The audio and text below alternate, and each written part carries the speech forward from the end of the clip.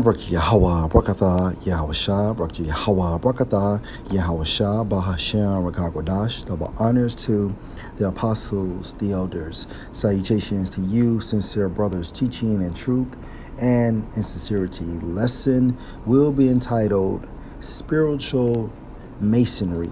Lord will, you are edified. My source, Etimon. And the term masonry goes into stonework, a construction of dressed or fitted stones. All right. Now, when you analyze the term spiritual in the Greek, it means to be assisted by the Holy Spirit. And also, this lesson was inspired by a comment Apostle Gabar stated on the highways and byways last Saturday. Okay. Now, masonry goes into the term mason. And a mason is a stone worker, builder in stone, one who dresses, lays, or carves stones. Okay.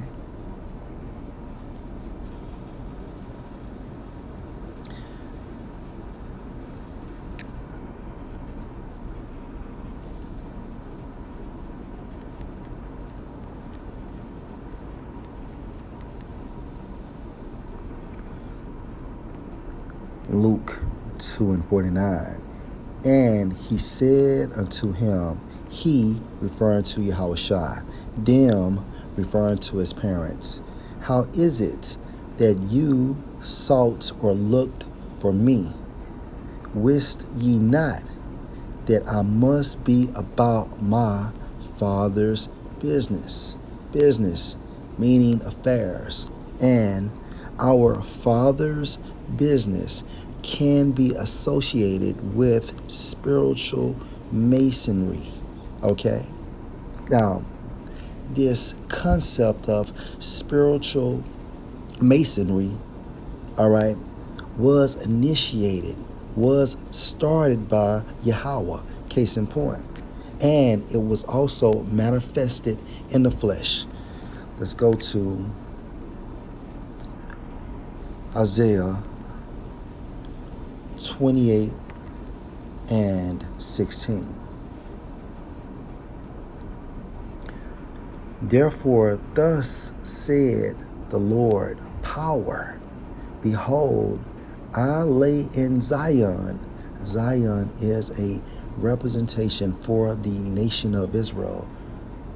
For a foundation, a stone, a tried stone, a precious cornerstone, a sure foundation. He that believe shall not make haste. Again, for mason, stone worker, builder in stone, one who dresses, lays, or carves stones. Now,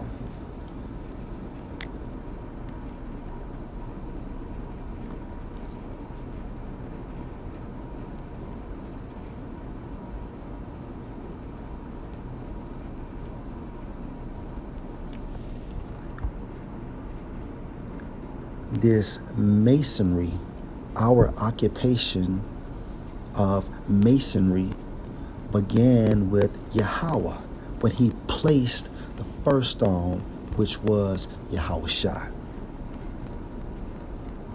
Isaiah 28 and 16 in the NLT. Therefore, this is what the sovereign Lord Yahweh says. Look, I am placing a foundation stone in Jerusalem, hence a cornerstone, a firm and tested stone. It is precious, Salakia. It is a precious cornerstone that is safe to build on.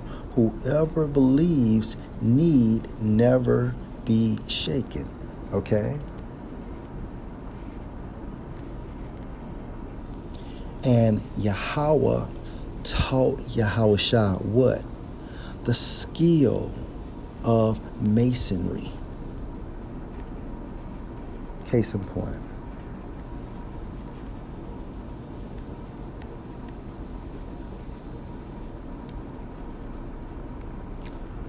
John 5:19. So Yahushua explained, I tell you the truth. The Son can do nothing by himself. Also, I'm reading this in the NLT. Again, Yahushua stated, I tell you the truth. The Son can do nothing by himself. He does only what he sees the Father doing, right? Whatever the Father does, the Son also does. And we can equate Masonry as well. Okay? Another precept to support what I'm saying in the spirit, Proverbs chapter 8 and verse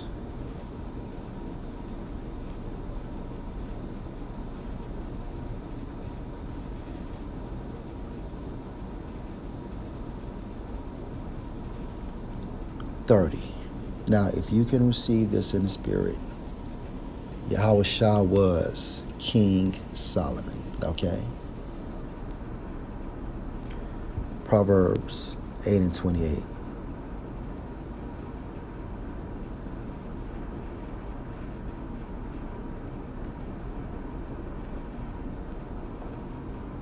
I was there when he set the clouds above, when he established springs deep in the earth. Yahushua was the only spirit Yahweh created. Okay? Verse 29. I was there when he set the limits of the seas. You know what? Let me just start at verse 22 in the NLT. The Lord Yahweh formed me from the beginning, before he created anything else. I was appointed in ages past at the very first, before the earth began. I was born before the oceans were created, before the springs bubbled forth their waters, before the mountains were formed, before the hills I was born, before he had made the earth and fields and the first handfuls of soil. I was there when he established the heavens, when he drew the horizon on the oceans. I was there when he set the clouds above, when he established springs deep in the earth. I was there when he set the limits of the seas, so they would not spread beyond their boundaries. And when he marked off the earth's foundations, I was the architect at his side. Architect means what? Chief builder. I was his constant delight, rejoicing always in his presence. But the point is, I was the architect at his side. I was his constant delight, rejoicing always in his presence. Going back to John 5 and 19. So Yahushua explained, I tell you the truth. The Son can do nothing by himself. He does only what he sees the Father doing. Whatever the Father does, the Son also does. And we can add Masonry, right, from a spiritual perspective. However, this concept was manifested in the flesh. And from the teachings of Yahweh, Yahushua instilled the same teaching beginning with Apostle Peter. Okay? Let's go to Matthew chapter 16 and verse 18, right? And this is Yahushua speaking. And I say also unto you that you are Peter, and on this rock I will build my church. This is Masonry, okay? And the gates of hell shall not prevail against it, okay?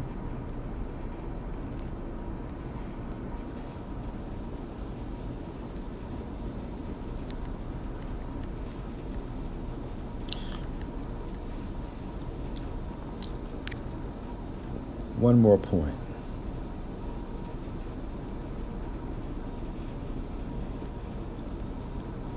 Remember, Masonry goes into stonework, a construction of dressed or fitted stones, right?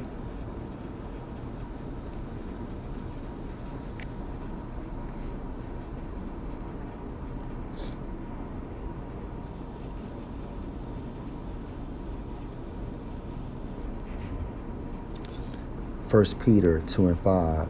You also, as lively stones, are built up a spiritual house and holy priesthood to offer up spiritual sacrifices acceptable to the Most High by Yahushua Mashiach. Focal point. You also, as lively stones. This is Masonry, right?